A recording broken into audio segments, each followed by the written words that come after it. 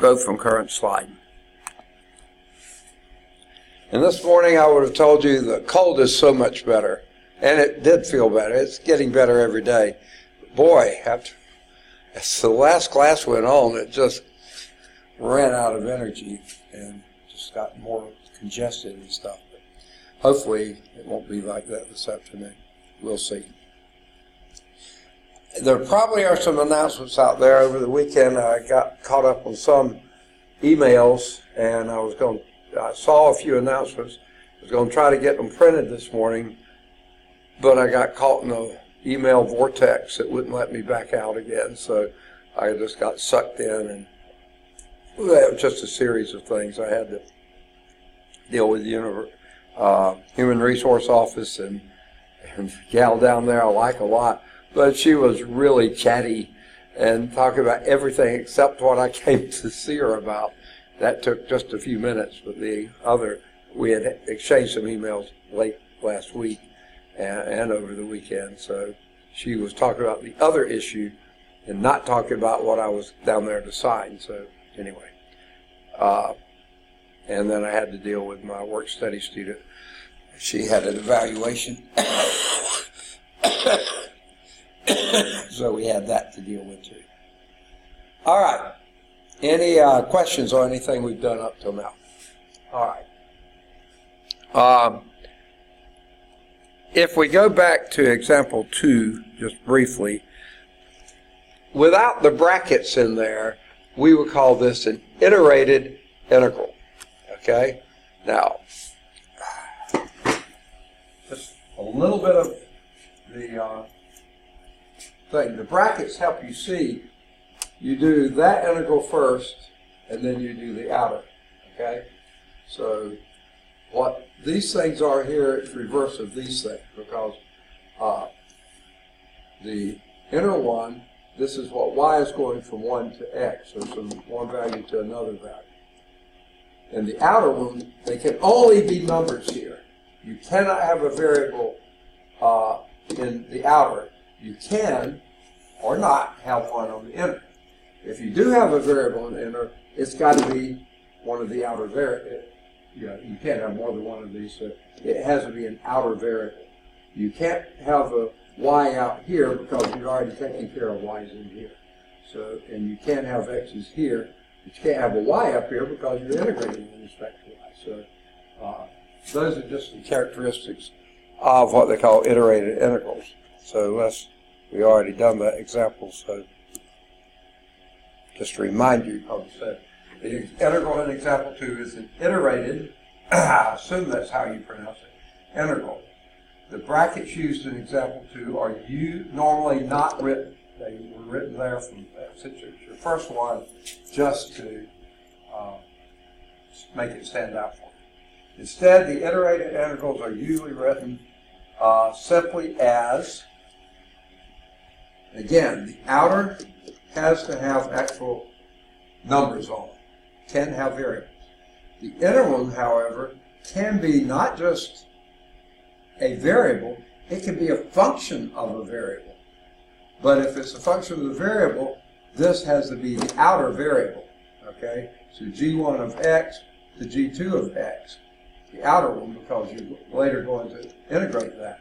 You cannot have a function of y in here because that's what you're integrating with respect to. Now, this function, and by the way, this can only be a single variable here. Now, once you do triple integrals, you can have a double variable there. But double integrals, you can't. This can be a function of, because you have 2 variables here, you can be up to 2 variables. But the outer one, you treat as a constant. You only integrate with respect to the inner one first. Now, if you reverse the x and y, then you can, again, have this y values going from c to d. They have to be numbers on the outside. The x values can be going from some function of y, h1 of y to h2 of y.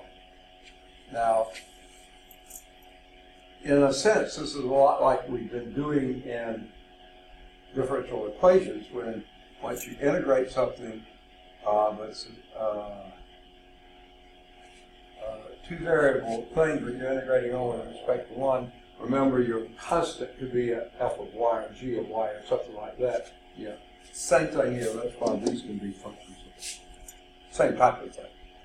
The inside limits of integration can be a variable or a variable function with respect to the outer variable. So always, if the inner is a function, it's always a function of something outside of there.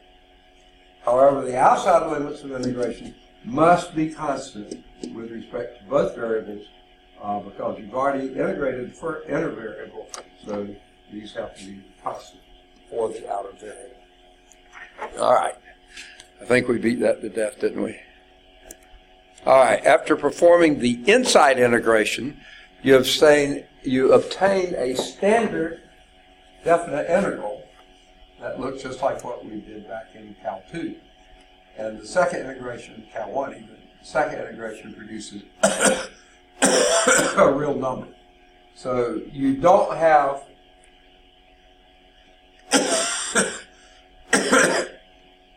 integrated integrals, you don't have anything such as an indefinite interval. You've got to have limits on it. The limits of integration for iterated integral identify two sets of boundary values for the variables. The outer variable, you have boundary values that may be related to the inner variable, the outer variable, but then on the outside, they have to be constant. Said that about 5 different ways now.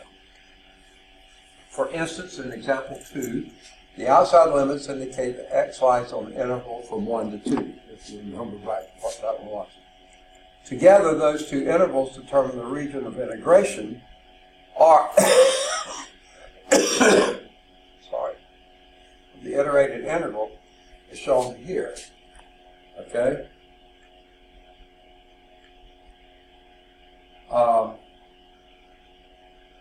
Especially when you're getting started at this, not a bad idea for the inner integral, for these up here, since you're integrating with respect to y, put y equal 1, y equal x.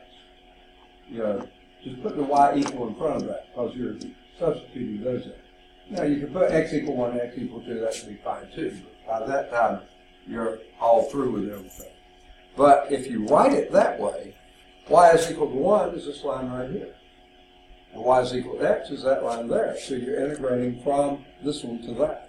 So you better not have your x's starting outside of here. So this is from 1 to 2. That works well.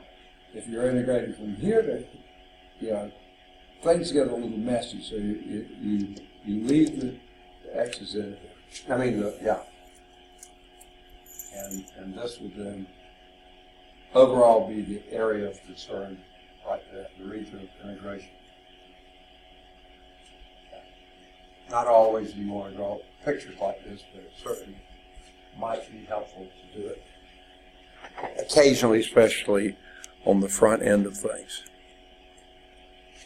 Now, seems like we should have an example with that one, but we don't. So let's move on to the area. Are there any questions before we move on? Okay. So let's move on to area of a plane region. It's not P-L-A-I-N, it's P-L-A-N-E, planar region. Okay, consider a plane region, meaning a region of a plane, R, bounded by x equal A to x equal B. Okay, that makes sense. Sorry about the board. This morning's class, I think a couple things happened. I think number one, my work study students probably put way too much Windex on the board. And even though she did this last week, it still is showing up with drips on it now.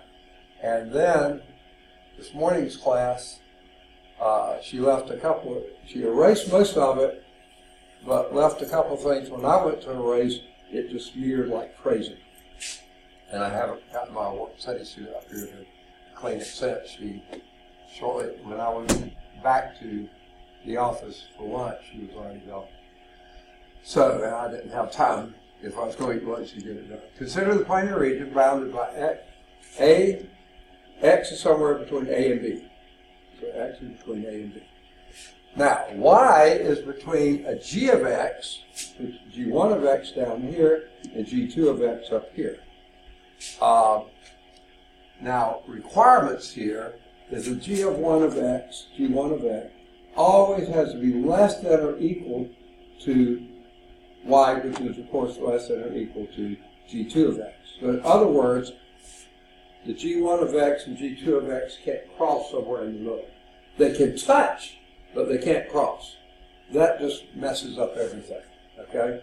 So, now, the area of this region R between A and B and G1 and G2 would be, and notice there's no argument here. We're just doing the area of a plane. There's no function in here that we're evaluating on that. We're just doing the area of the plane. So that's going to be characteristic. If you're doing the area of a plane, you don't have anything in there typically.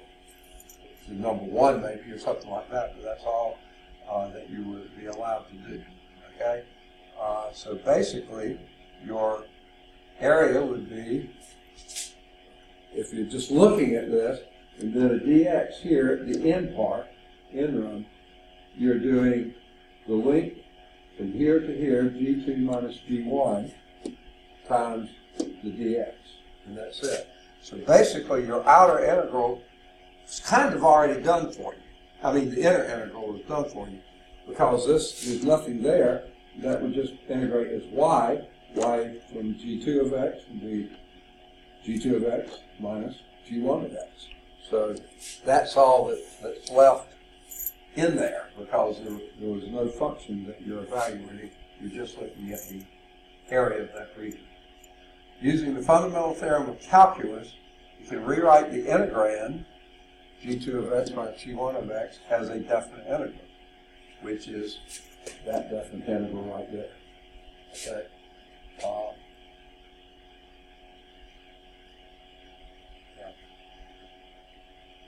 Really a stretch to say you're using that.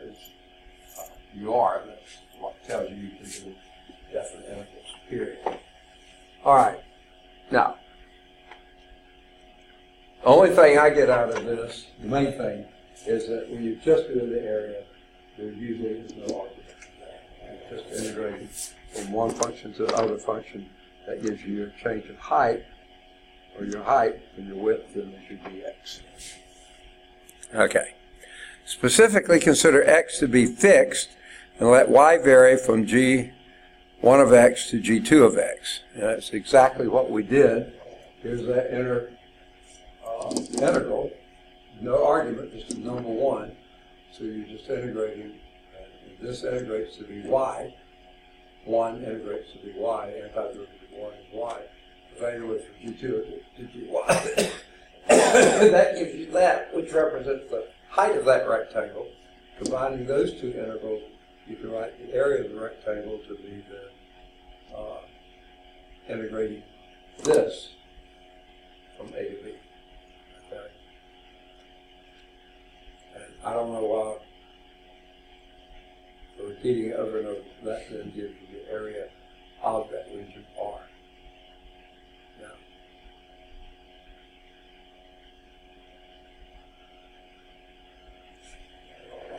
can't think of anything else to say about it. That's just that. All right.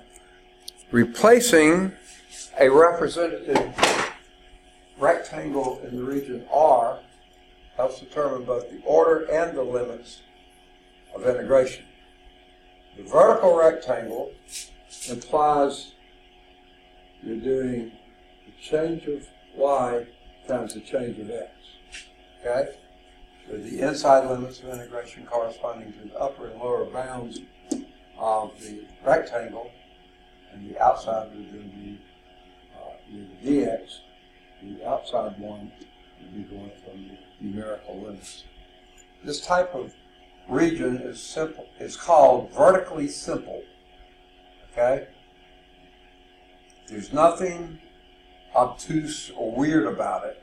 you just go from here to here, that's your height, there to there is your width. If you tried to do this very one with horizontal strips, well, you get some problems here, because you might have a little bitty horizontal strip here, but then this is so flat, it's hard to say what's going on here. And here you can do a horizontal strip from there to there, there to there, but then up here you're doing a horizontal strip from one end to another end of the function, not from b, but from g2 of x to an earlier person g2 of x. Down here is even more so.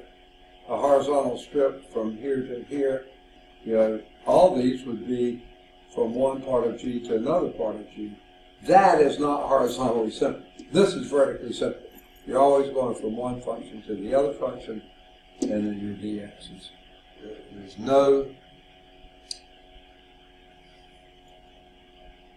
weirdness in it, that you're going from one function to another function. Here, say a horizontal strip here, right here. You're going from b to back here at g2 of x. But up here, a horizontal strip would be going from one value of g2 to another. That's not horizontal. That's not simple.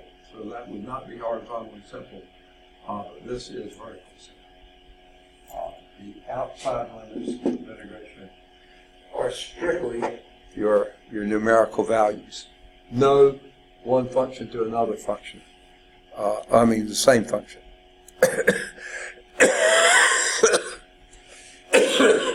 Sorry. Oh no, I left them here. I was afraid I had taken my soft drops down to the office for lunch and then forgot to bring them back, but now I realize I left them up here. These aren't really cough drops, they're really ginger candy, but it feels so good to my throat, and it does seem to help me stop coughing, so I'm going to try one right now and we'll see if it works.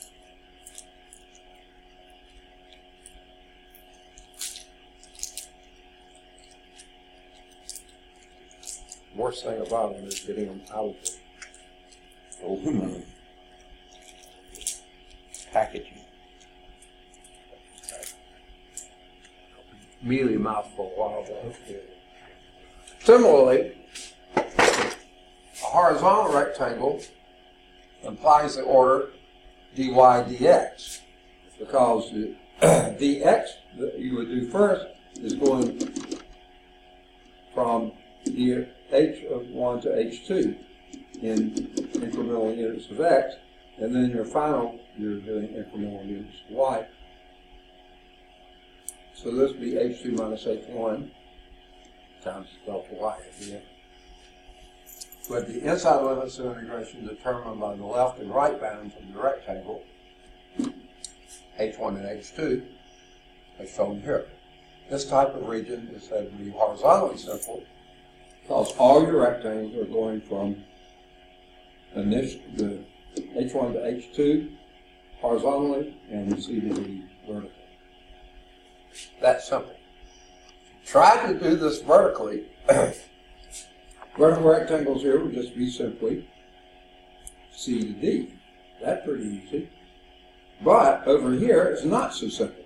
Here it would be going from h1 to d, and at some points here it might be h2 to h2.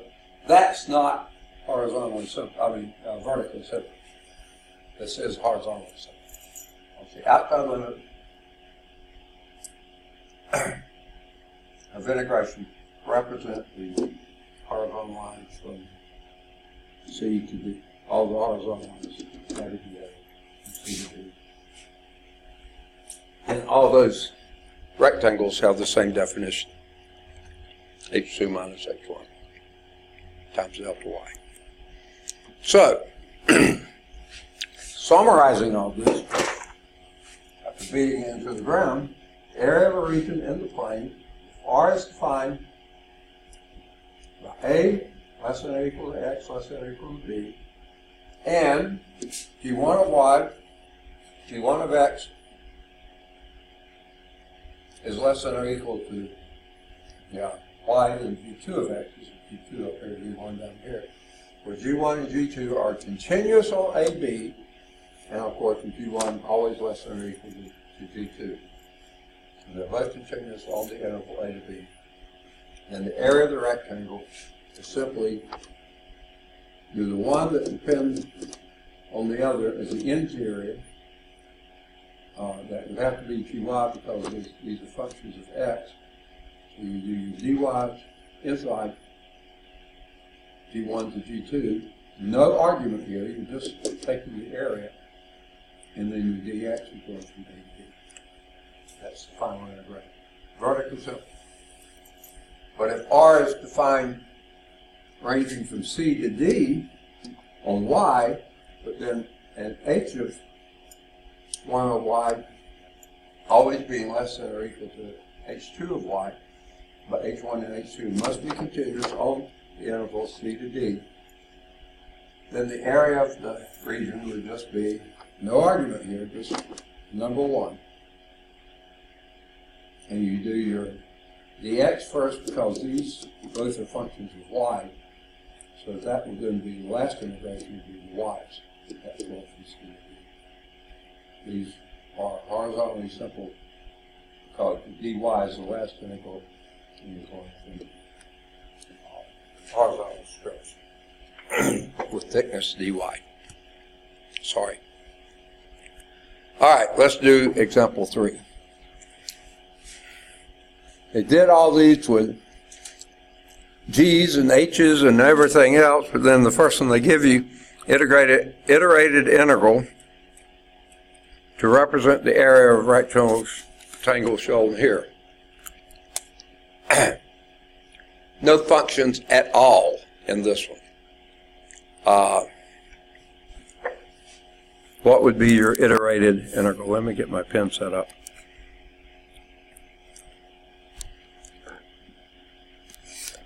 It's going to be a double integral. Inside or outside? Outside. A to B.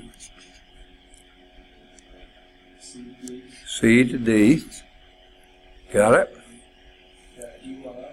dy first. And dx. Okay? So what would that be? Yep, leave that alone for now, and leave the dx alone for now. I'll put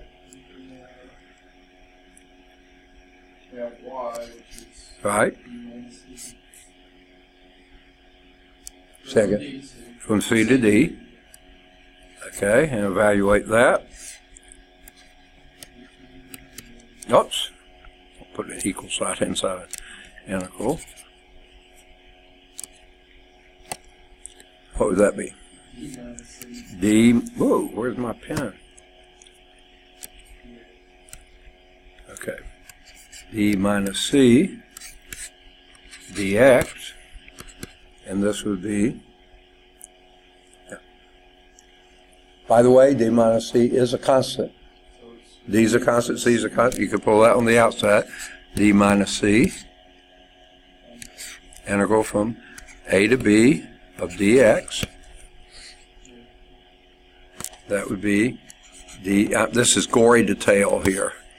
Okay, and that would be x evaluated from, which would be D minus C, and then that would be B minus A. Okay? So that would be this length here, D minus C, times that width, length times width. I mean, that's direct. Who needs an integral?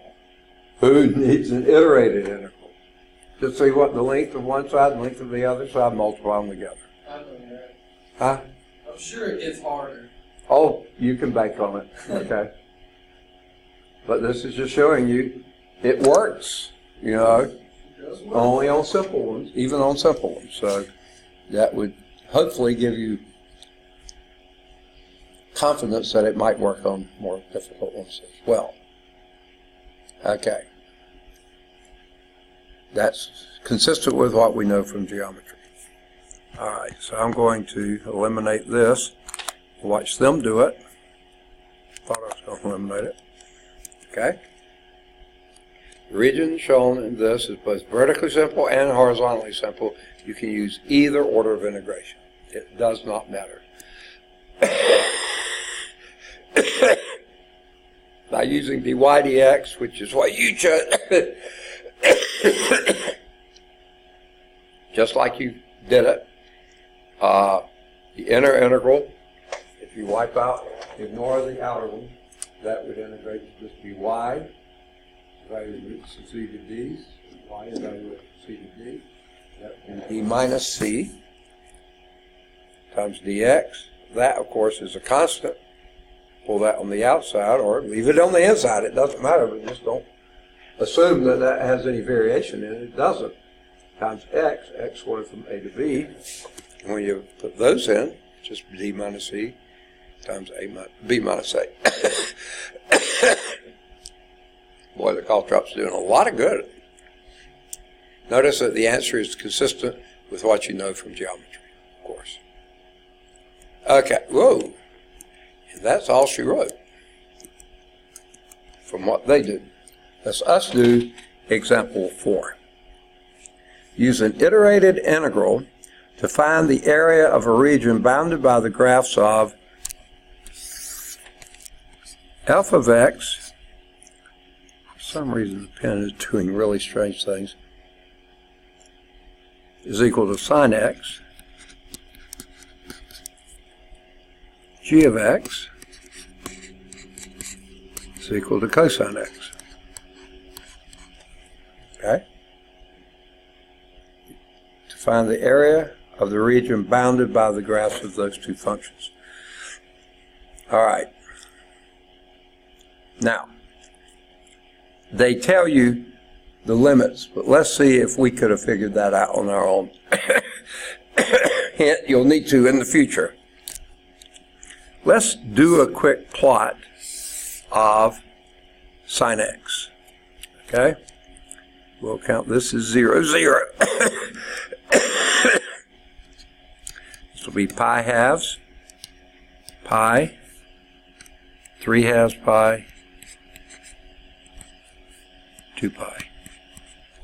I think that's going to get us all we need. Okay? And of course, this is going from -1 to 1. Sine and cosine both. One up there is a little steep, isn't it?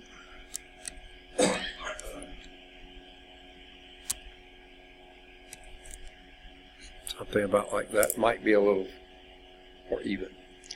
Okay, let's start with sine. You want to keep it black? Sure. Okay. Goes up to 1.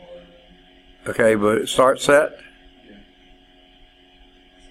0, 0. At pi halves it goes to 1. At pi it goes to. And at 3 halves pi it goes to. -1. At 2 pi it goes back to 1. So yeah, there's your simple little sine function. I feel like Bob Ross up there talking. No, I'm just kidding. Y'all don't know who Bob Ross is, do you? I know Bob. Oh, okay, good deal. Just a little blue. Yeah, that's just a little cloud in here, okay. He needs a friend, okay. Whatever. Okay, cosine, let's do that in a different color. Pick me a color. Red, okay. What is cosine at 0? 1. At pi halves? 0. Pi? -1. At 3 halves pi? 0. And at 2 pi, 1 again. Okay. If we were to draw that one in here, it would look something like that. I don't know why it skipped there, but it did. All right. If we want the area between these two curves, at least somewhere between 0 and 2 pi, this is the area we're talking about. We have to have consistently one greater than the other. So what are those values? Where does this one begin? Where are those two equal? I hit the wrong key. That would be pi over 4. Now, don't just go by my drawing. My drawing can really stink sometimes. In fact, quite often. But you know that sine pi fourths is the same as cosine of pi fourths because but square root of 2 over 2. Okay? So we know that's a point of intersection. What would be that point of intersection? 5/4. Second? 5/4. Second? 5/4 pi. 5/4 pi. I'm sorry, I can't hear. That would be 5/4 pi. Okay? Because that's pi quarters beyond, it's down in the third quadrant, pi quarters beyond the horizontal, which would put it exactly down there. And they are again the same there. Okay, so what would your integral? So now we're going to say this is valid from pi fourths less than or equal to x less than or equal to 5 pi fourths. Okay. So what would be the integral that would give you the area? Or the double rate or iterated integral or whatever.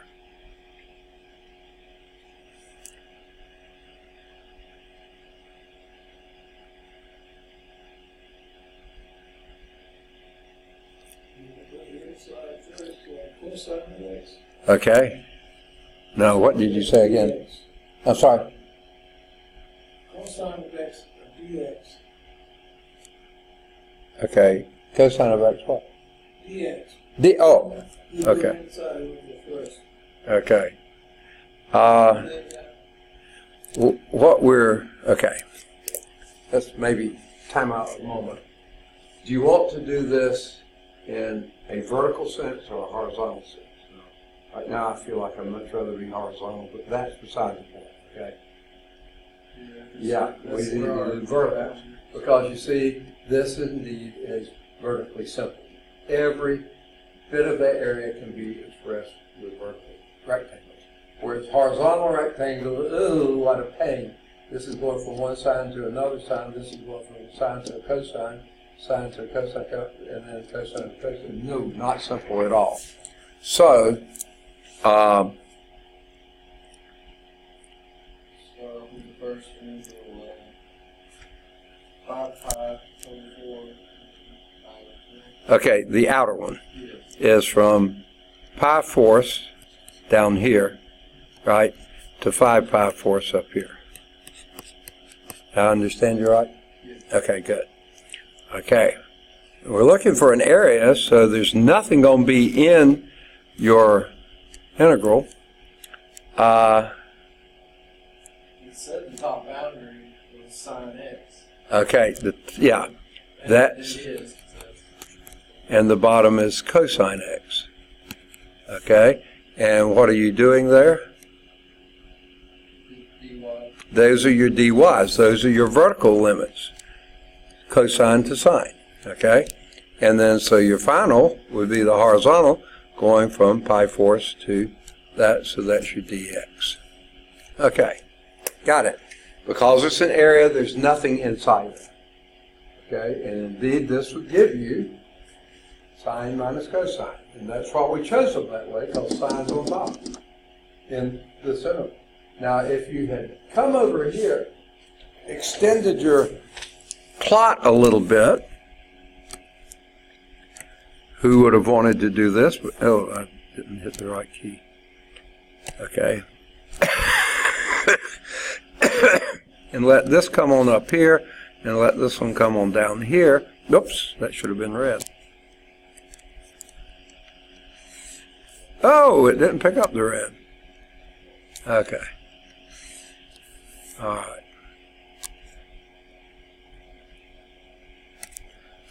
Let me see if I can get rid of that one without destroying everything, and that one without destroying everything. There we go. Now, if you had chosen this interval, which would have been just as fine, let me do a different color here. Pick me a color. Blue, okay. If this has been the area, that would have been the same area. You can tell that they're symmetric about this line right here. My drawing, but you, what it represents. And you could have done here, but then you would have been cosine on top, sign on the bottom, you need to be going from 5/4 pi to something, what is that, around 9/4 pi or something like that, right? So you could have done that, but this one, that you want this minus that, you want the sign on top, if you're going to x's from what we did. All right. So what will this come out being? Leave that, ooh, let me go back to black here. Leave the outer integral alone, pi/4 until we do the inner one, to 5/4 pi. Sin x. Yep. Sine x minus cosine x dx, because we did our dy's to get that one. Okay? And what would that give you? It's the antiderivative of sine x. Is it? Antiderivative of sine x is minus cosine x. Derivative of sine is cosine.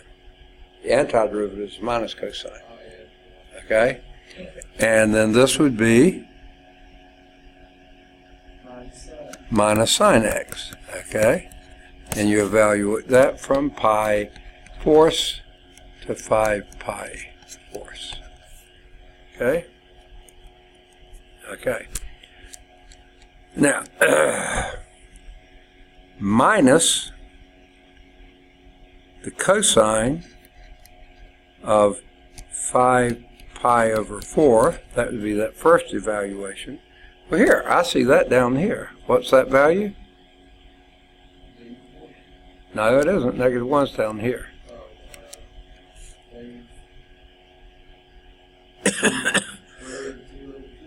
Exactly. And you have a minus in front, and that's a minus, so that would be √2/2. And then you have minus the sine of that, of 5 pi/4. What's the sine of pi/4? Huh? Negative √2/2. That's another minus of minus is a plus √2/2. That gives me just a √2. But let's now do the first ones. But of course, with the lower limit, you subtract it. So that would be a minus of minuses is plus cosine of pi/4. Minus of minus sign would be a plus sine of pi/4, right? Okay, and what is cosine of pi/4? √2/2, and this one would be plus, do my √2, my denominator show, √2/2. Now that gives us 4 √2s/2, which I'm pretty sure is 2√2. So that's supposed to be the area under either one of those, but that first one particularly, because that's the one we did. Twice the √2. Okay? Let's see what they got. 2√2. Good for them. Okay?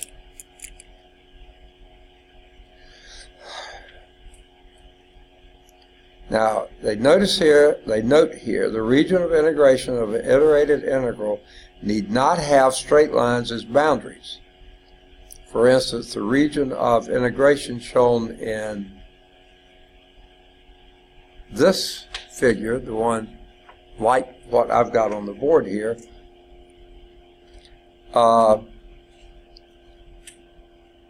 is vertically simple even though it has no vertical lines as the left and right boundaries. It's still vertical simple. The vertical rectangles will cover everything. Okay? In fact, in general, I think in real life, real type problems, you'll probably find out hardly any of them have rectangular boundaries. Or they're always doing functions. I would think you would be. Watch them prove me wrong somewhere here. All right. Now, neither did they do example 5, if my memory's right. So let's us do example 5. Any questions on this before I erase it? Okay. All right. Now, example 5, I'm sorry, I would say a frog in my throat, but it's worse than that. Okay. See larsoncalculus.com for an interactive version of this very type of example. It says, sketch the region whose area is represented now. Before, well, actually, we had sketch too, didn't we? But let's sketch the region whose area is represented by this integral. Okay? This is example 5. The outer integral, 0 to 2, that makes sense. And the inner integral is y squared to 4. Okay?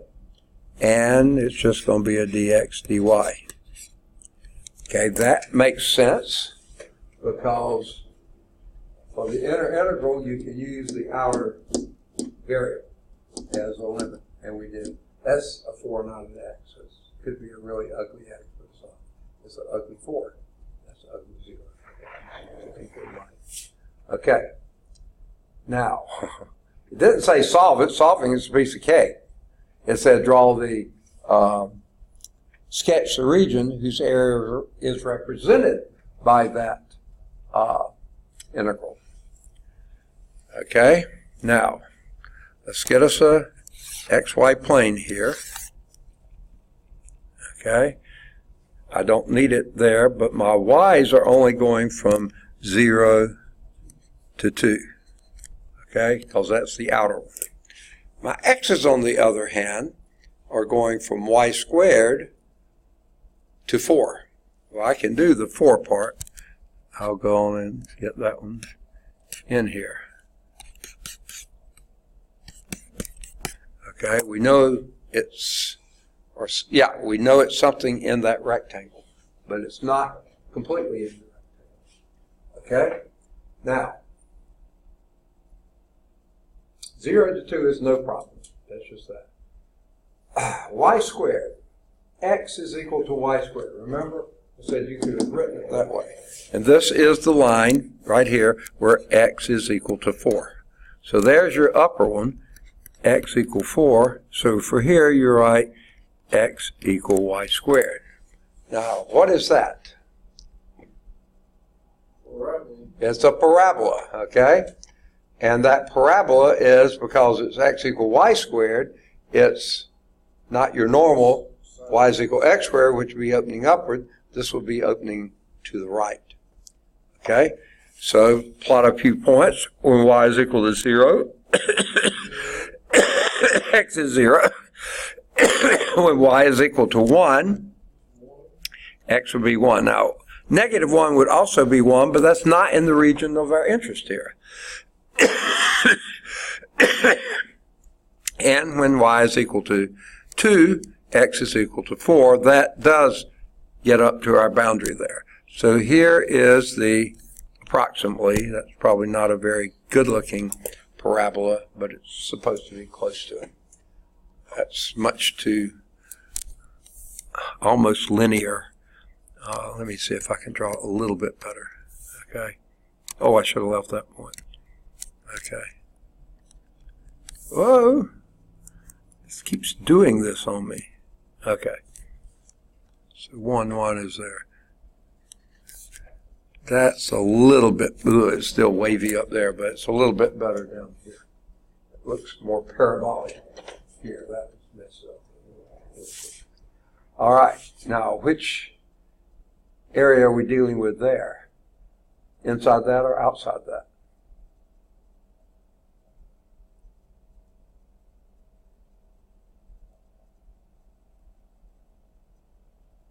It's gotta be inside. Okay. Yeah. Going from y squared to 4. So it has to be going this way. Right. So that would be, which simple thing is this?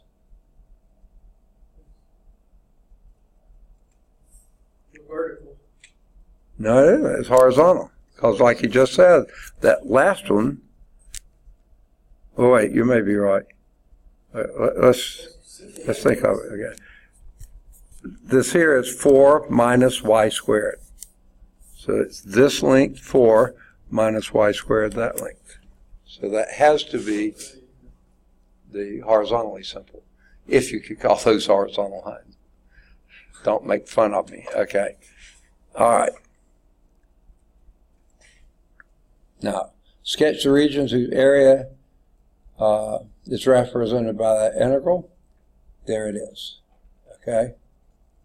Now, they then find another iterated integral using the order dy dx. We did dx dy here, so we'll do dy dx. And how could we do that same area? I'm going to draw it somewhat like they did, rather pinkish. This isn't going to be very pink, but you know, this is the area we're interested in doing. What is the other iterated integral that would give us the same thing?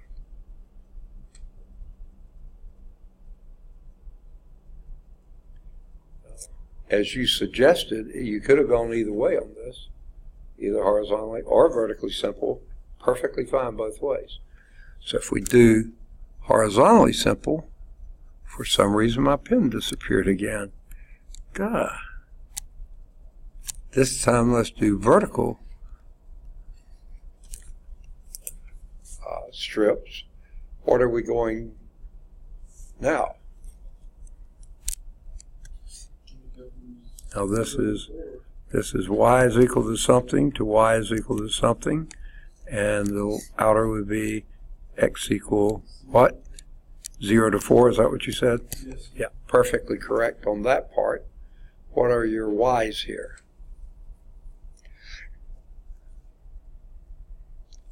Where's bottom one is what? 0, got it. The top one is now what does this function look a lot like?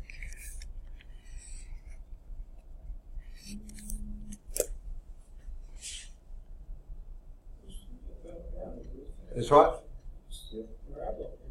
Yeah, it's still a parabola, but now you're looking at the function this way. Y is a function of x. But the natural log of x? No, natural log of x is something that goes like this. Like this. I looked at the graphs a long time ago. Hey, it's use this. Just the area. Again? When you said just the area, you were talking about just the area of this thing? Yeah. Y equals Y is equal square root of x. Okay. Yeah, you just flip that around. Okay, so the top would be square root of x. Got it. Okay? And I think that's all they wanted you to do, except this time, show that both integrals yield the same value. So we're going to need to evaluate this one. What would it be? Leave the 0 to 2 alone. That means you leave the dy alone. 4 minus y squared, exactly. Okay. And when you integrate that with respect to y, you get 4y. 1 over 3. Yeah, y cubed over 3 is what I was going to say. And that's fine, and that's going from 0 to 2. Okay? And when you plug 2 in there, what do you get? 8 minus 8 thirds, which would be, that's 24 thirds minus 8 thirds, right? And that would be 16 thirds. Is that what I heard? Okay. Let's do this one. What would the inner integral give you?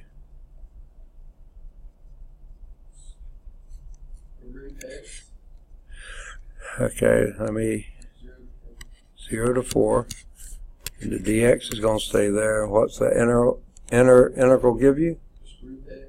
Second, square root of x? Is that what you, oh, okay, I couldn't hear. I thought you said 3x. I said, how did he get that? But I don't want to write it as square root of x. How do I want to write it? And x to the 1/2, okay? Now let's integrate that, and what does that give you?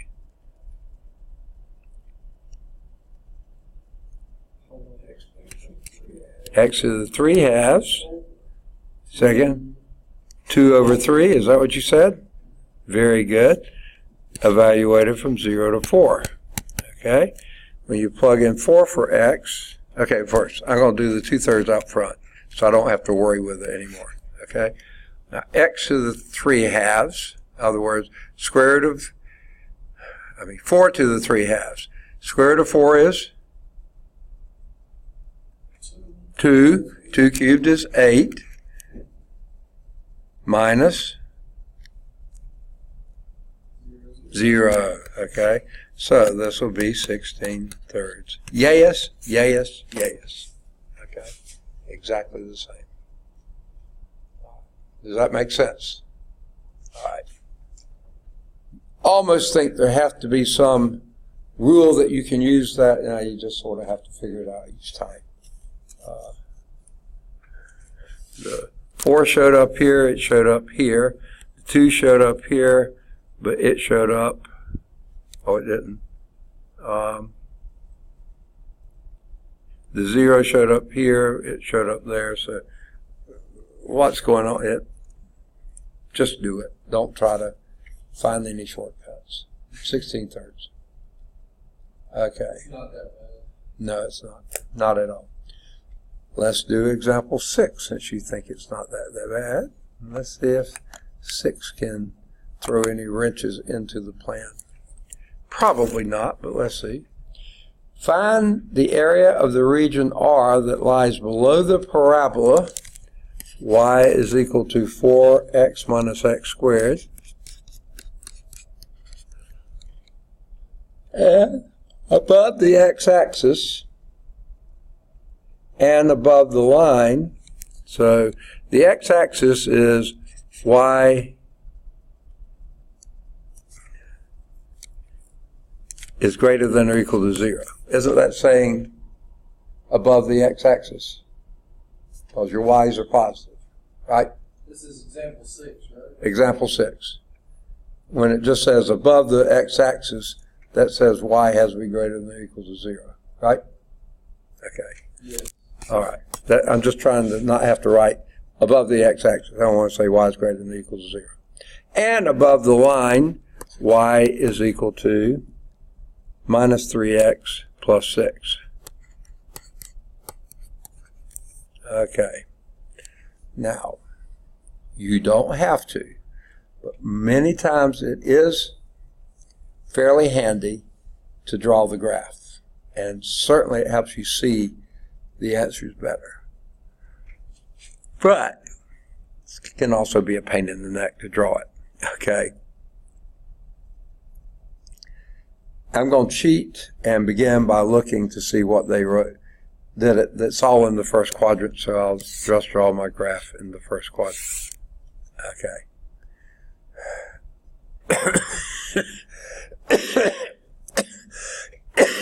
Notice here, they don't give us any rectangle, any limits, anything. Just telling you it has to be below this, above this, and above this. Okay. So, let's start with that parabola. So let's just start with 0. X equals 0 is what? Y would be?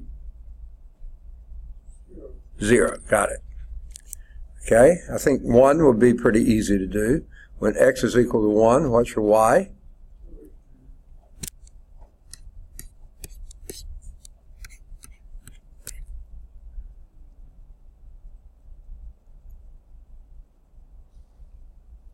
Okay. Oh, I can't hear. Sorry. 1, 3. Yes. Kept waiting to hear an answer. Okay, got it. 2. 2, 4. Got it. 3.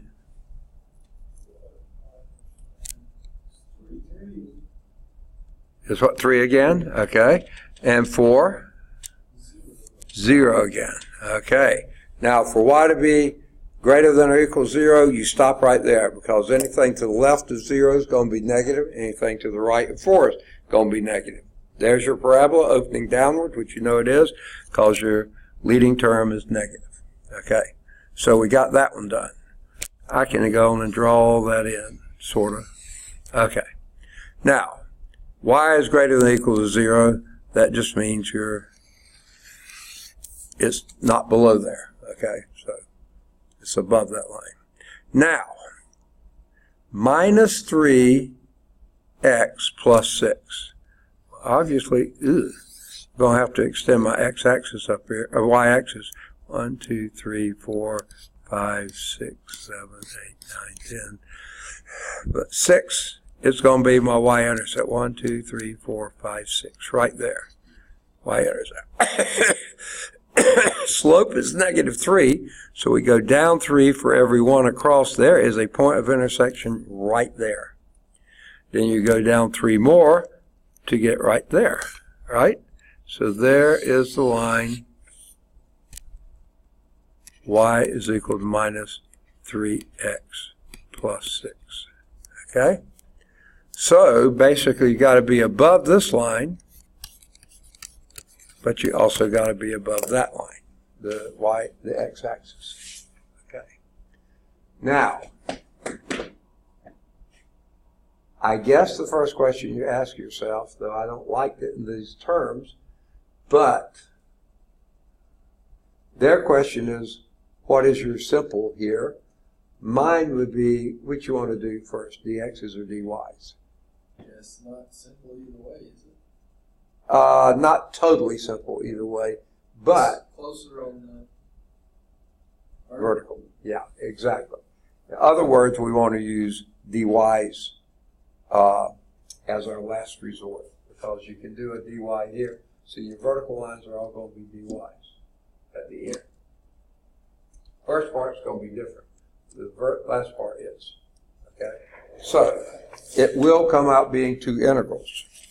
The first integral will be that one, and the second integral will be this one. Okay, so give me another color. Red. Okay, the second integral will be that one. The first one will be just the black hash marks without the red, and the second one will ignore the black hash marks and just do the red. Okay. So, what is that for area? The area is equal to, what's the first one then?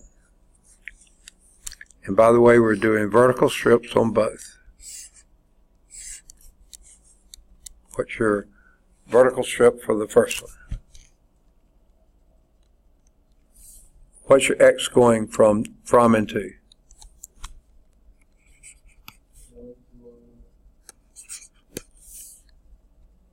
Okay, certainly 1, 2, 4, I think will work.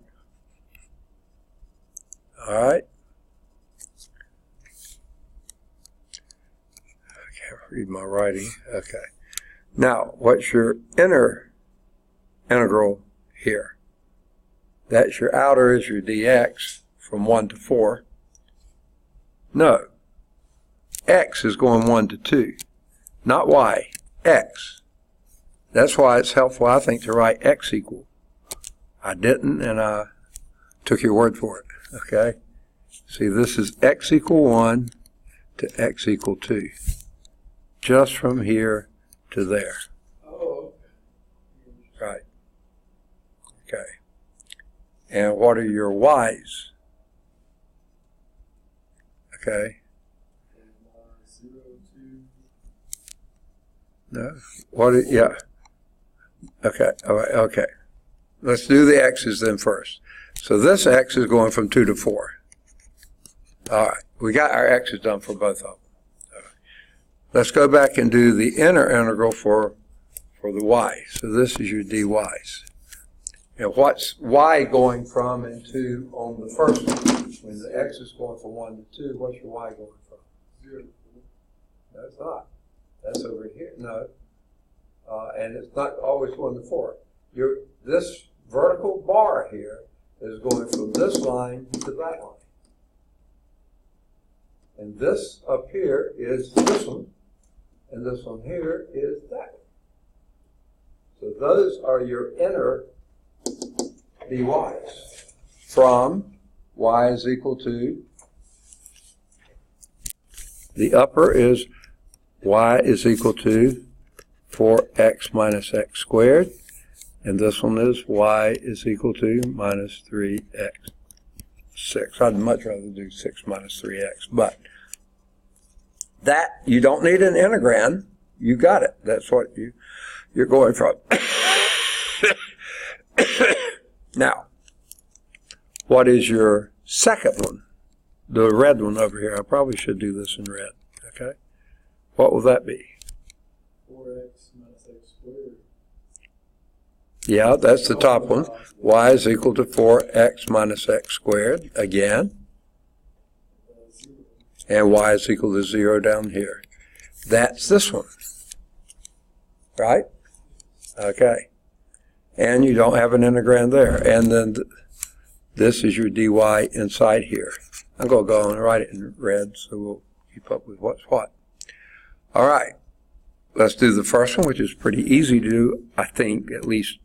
Let me get back to black here. Okay.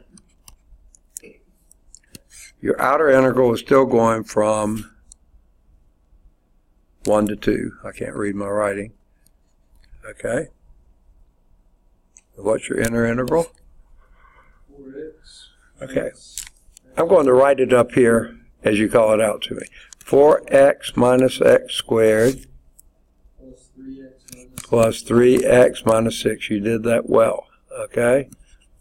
And that would be 7x minus x squared minus 6, right? So that's your integral here. 7x minus x squared minus 6.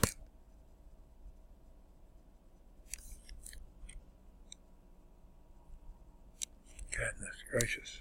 And that's dx. We took care of the y's when we did that.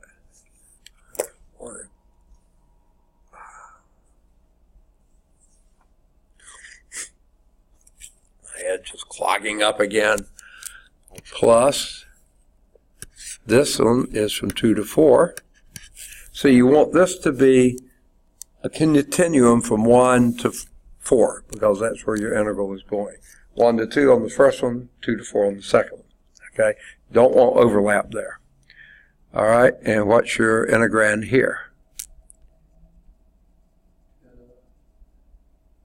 4x minus x squared. Minus 0, which we'll leave alone right there and do that dx there. All right, you tell me the antiderivative of 7x. 7x squared over 2. Got it? Minus. X cubed over 3. Got it? Minus 6x. Got it? 1 to 2. Say again. From 1 to 2. Okay, sorry. All right. Plus Say again. 2x squared. Plus 2x Okay. squared. Plus 2x squared. Is that what you said? Yes. Yeah. Minus Minus. x cubed over 3. Got it. Evaluated from 2 to 4. 2 to 4. All right. I just need room to work now. So I think what I'll do is come up here to the top and erase that. Goodness gracious. I think I can drag through this afternoon, but it's not going to be easy. Okay. Let's do the evaluation of that first one up there now. When x equal 2, what do you have? You get 14. 14. minus 8 over 3, minus 8 thirds, minus 12, minus 12, minus 7 over 2, minus 7 halves, plus plus 1 third, plus 6. plus 6. All right, well done. And in the second one, A little harder here. 32 minus 32 minus so that's 64. 64 thirds. Goodness gracious, I can't see my pen. There we go. Yeah, 64 thirds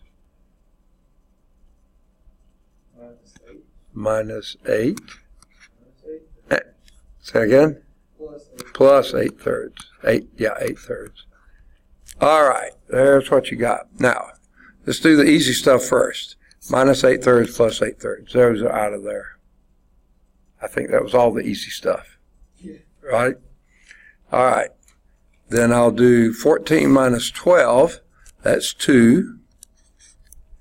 And we only got 1 with a half, so I'm going to leave that as minus 7 halves. And with thirds, we've got minus 64 thirds plus 1 third. That would be minus 63 thirds. And what is minus 63 thirds? 27. Say again? Is it 27? No, that's not right. 21, isn't it? 21. Yeah. Okay. Minus 21. Okay. This is not looking good, folks.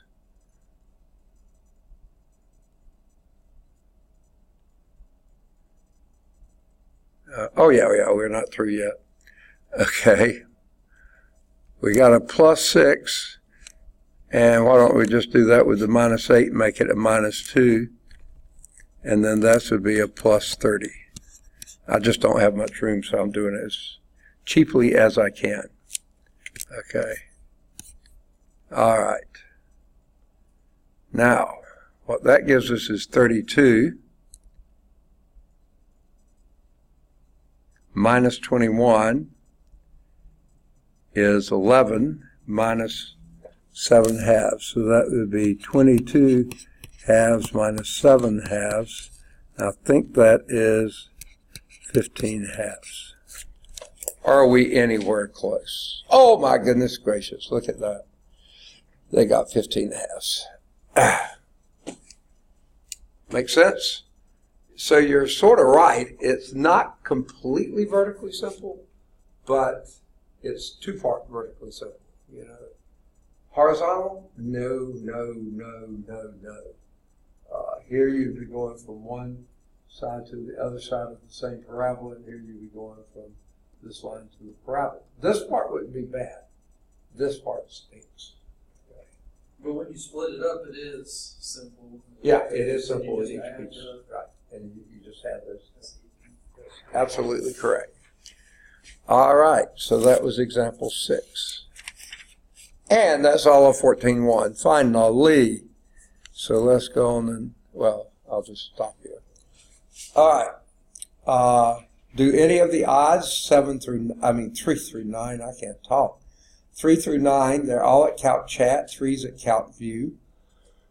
Do any of the odds 11 through 27, they're all at Calc Chat, 15's at Calc View. Do either 29 or 31, they're both at, or both if you choose, they're both at Calc Chat, neither are at Calc View. Do either 33 or 35, they're both at Calc Chat, 33's at Calc View. Man. Do any of the odds 37 to 41, they're all at Calc Chat, 37's at Calc View. Do any of the odds 43 to 49, they're all at Calc Chat. Do any of the odds 51 to 59, they're all at Calc Chat, 53's at Calc View. Do any of the odds 61 to 65, they're all at Calc Chat. You can explore doing 67 and or 69, or at least think about doing 69. I don't know that they're there, but they should be, it seems like, at Calc Chat. All right, do any of the odds 71 to 75, they should all be at Calc Chat.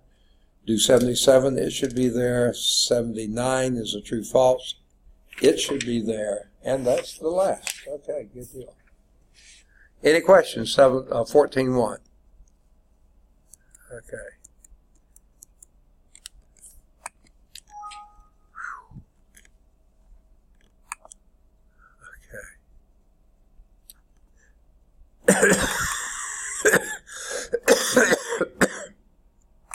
Let's move on to 14.2.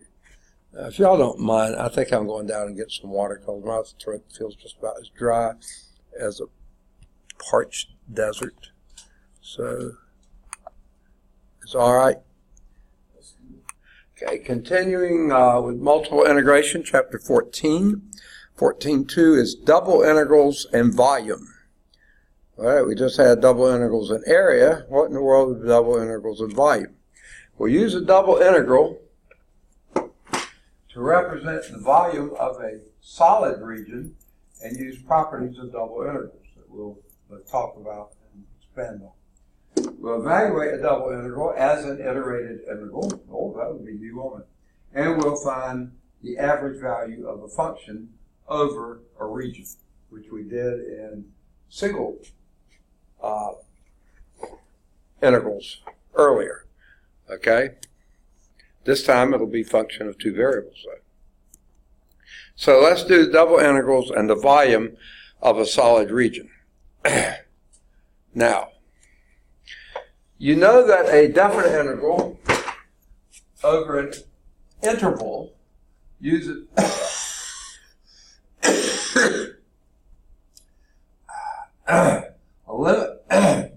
a limit process to assign measures to quantities such as area, volume, arc length, mass. That's what we did in single variable, single integrations. In this section, we'll use a similar process, oh joy, to define a double integral of a function of two variables, a function of two variables over a region in the plane. Now, what's different from what we did last time? Remember, we didn't have anything in the integral, in the double integral. We had something in there. It was the number 1. Okay? So now when we're doing volumes, we'll find out what we were doing before was the area and the volume of height 1. That would be the area. Okay? So that's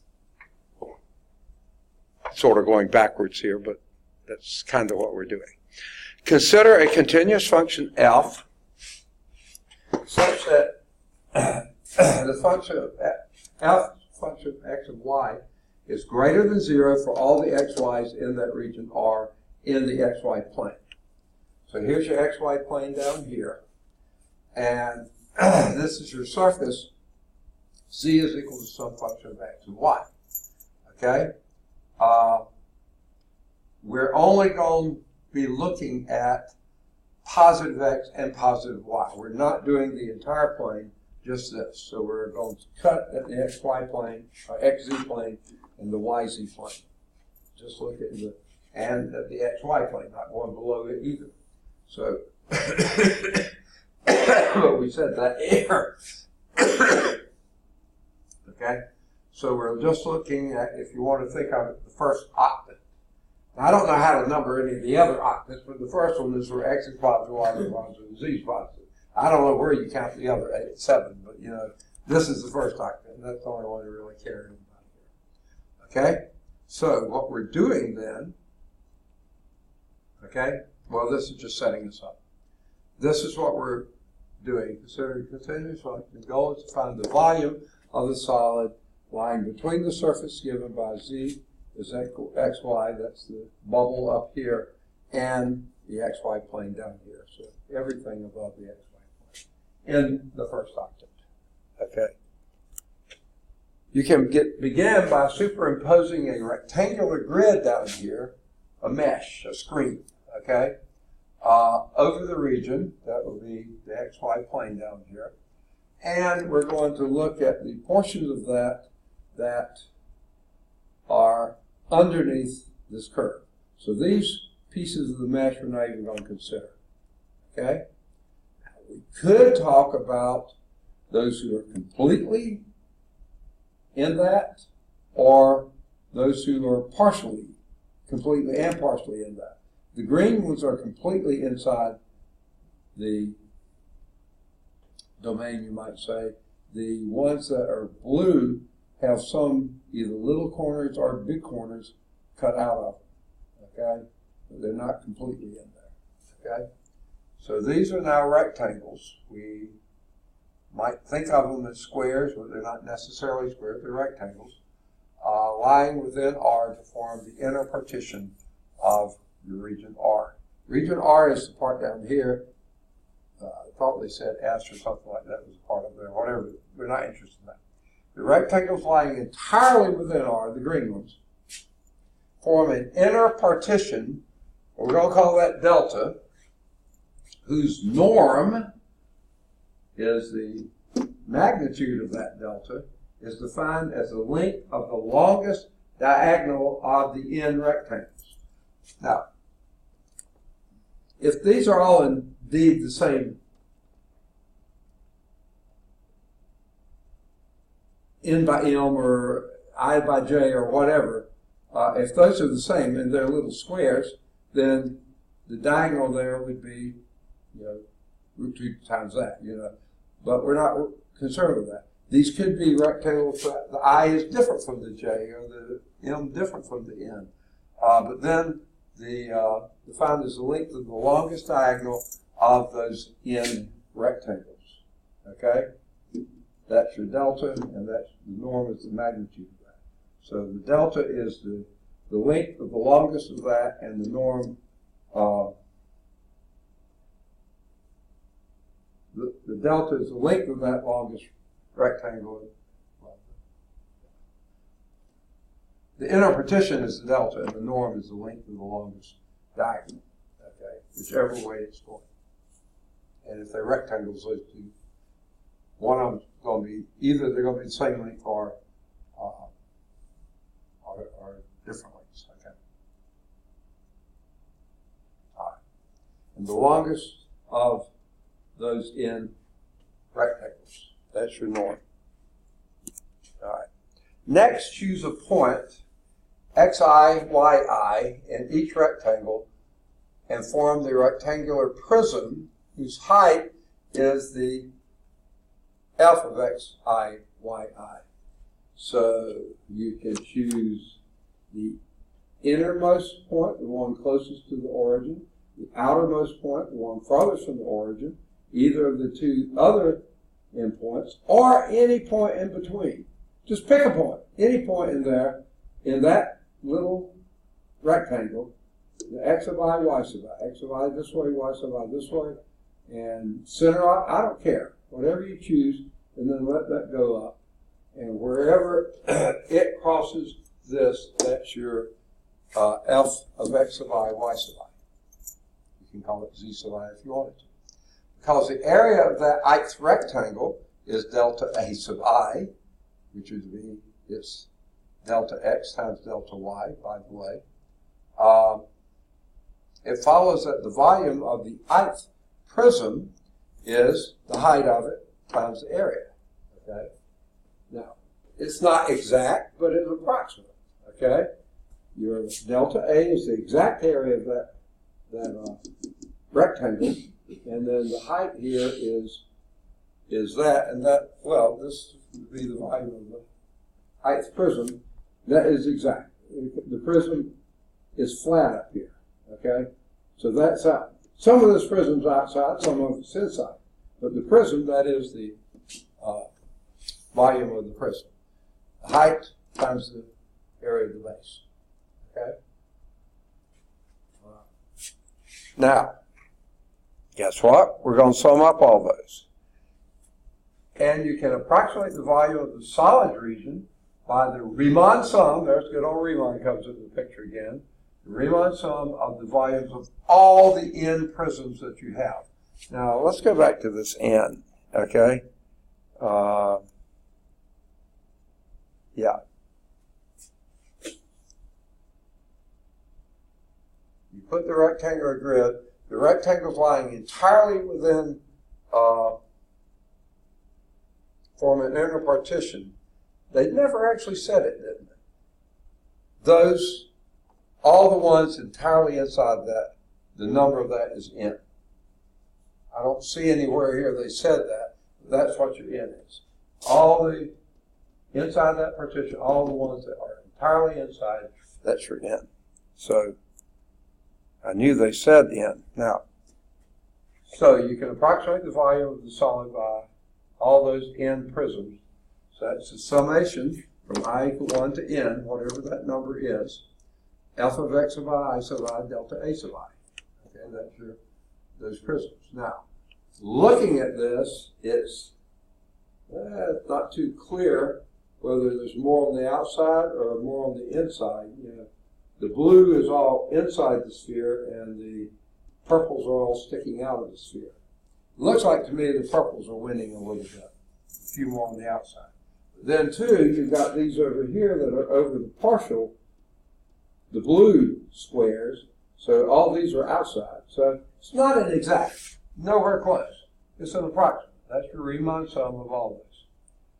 This is, approximation can be improved how? Calculator. Second? Calculator. Probably take the limit. Okay. How about the taking same thing? Smaller and smaller. Smaller squares. Squares, exactly. Okay. Approximation can be by tightening the mesh, making it for this, making it a smaller mesh, to form smaller and smaller rectangles, but you got more of them to add together. You can get an exact answer though, right? Now, that's where the limits come in. Okay. Yeah, but why don't we go do that thing, let the limits get smaller, smaller, push the norm goes to 0? Yes, exactly. That's exactly what we're going to be doing. Ultimately, we're not there yet, but we're going to, the first step is to make smaller meshes. That way you get more of this out here in the blue area, and you get some more of those in there. Okay, and you also have less of a difference of how much is purple and how much is blue. So all that is coming into play here. Smaller and smaller rectangles, which unfortunately is making your n bigger and bigger, so you have to sum more of them together. But we know where we're going with that. That's where your limit comes into play. Oh. They just leave us there, okay? Yeah, that's what you do, and ultimately you get to this, okay? Oh, no, they're actually going to do this, aren't they? Yeah. All right. Approximate the volume of the solid lying between the paraboloid, f of xy is equal to 1 minus 1/2 x squared, 1/2 x squared minus 1/2 y squared. Okay, now, if you think about this a little bit,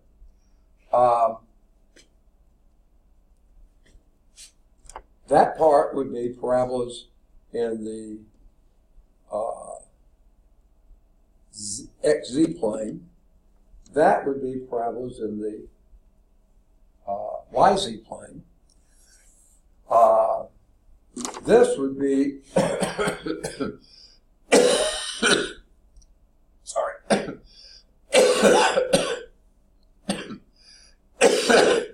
Sorry.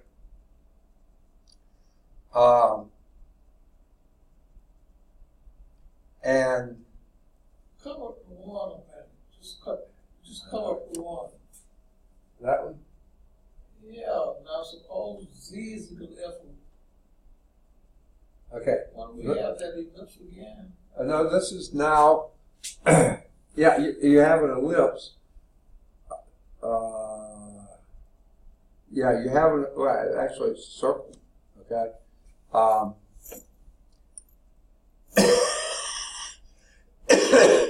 Sorry. What you've got here, basically this is a circle that has to be less than or equal to 1, okay? And you're doing the interior of that rather than the region of it. It's the part that's inside of it. Because your x's and y's are both less than 1, so this thing is always positive, okay? Because if x is less than 1, this is going to be something less than 1/2. If y is less than 1, that's less than 1/2, and the sum of those is less than 1. So you're talking about the interior region, okay? So we're inside the square region, x equal 1 to y is equal 1. There's that square, okay? Use a partition made up of squares whose sides have a length of 1/4. So you've just got a partition.